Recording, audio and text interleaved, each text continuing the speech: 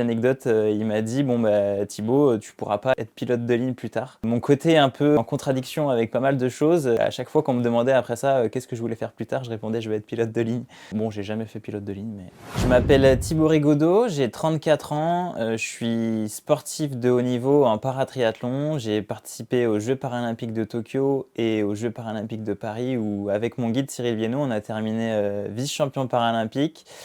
Et avant ça, j'ai eu un diplôme de kiné. Aujourd'hui, je vais vous parler de la rétinite pigmentaire et mon sport associé qui est le triathlon et comment j'arrive à allier les deux. La maladie a été découverte quand j'avais 8 ans. J'ai été suivi par un ophtalmo à La Roche-sur-Yon qui trouvait que j'étais juste myope et mes parents ont décidé d'aller voir un autre ophtalmo à Nantes, pensant que c'était un peu bizarre qu'il y avait plein de lettres que j'arrivais pas à voir et que la correction ne suffisait pas. À la fin de ce rendez-vous, l'annonce était là du médecin qui annonçait à mes parents que j'avais une rétinite pigmentaire et il a dit à mes parents une phrase qui restera dans ma tête et surtout dans leur tête, comme quoi j'allais sûrement perdre la vue au milieu de ma vie professionnelle, soit entre 35 et 40 ans. Quand on a appris la maladie et qu'on a su que c'était une maladie génétique, avec toutes les recherches qui ont été faites, on n'a jamais trouvé quelqu'un chez moi, même assez loin, qui avait la rétinite pigmentaire. Dans la rétinite pigmentaire, il en existait plus de 150 pathologies différentes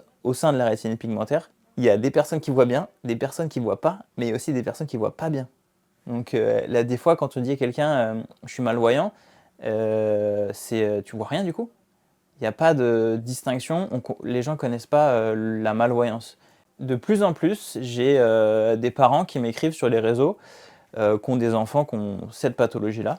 Et c'est drôle parce que je pense que ma maman, à une époque, aurait bien aimé avoir quelqu'un sur qui compter ou avec qui parler pour essayer de comprendre pourquoi, comment, qu'est-ce qu'il peut faire, qu'est-ce qu'il peut pas faire, où est-ce qu'il peut aller, où est-ce qu'il peut pas aller. Et je sens ces mamans un peu, c'est souvent des mamans d'ailleurs, ces mamans un peu en détresse sur qu'est-ce que je fais? Est-ce qu'il peut faire du sport? Est-ce qu'il peut faire de la musique? Est-ce qu'il peut faire de l'art? Exprimer ce que moi j'ai vécu pour qu'elles aient des billes pour pouvoir peut-être aider un peu leur enfant.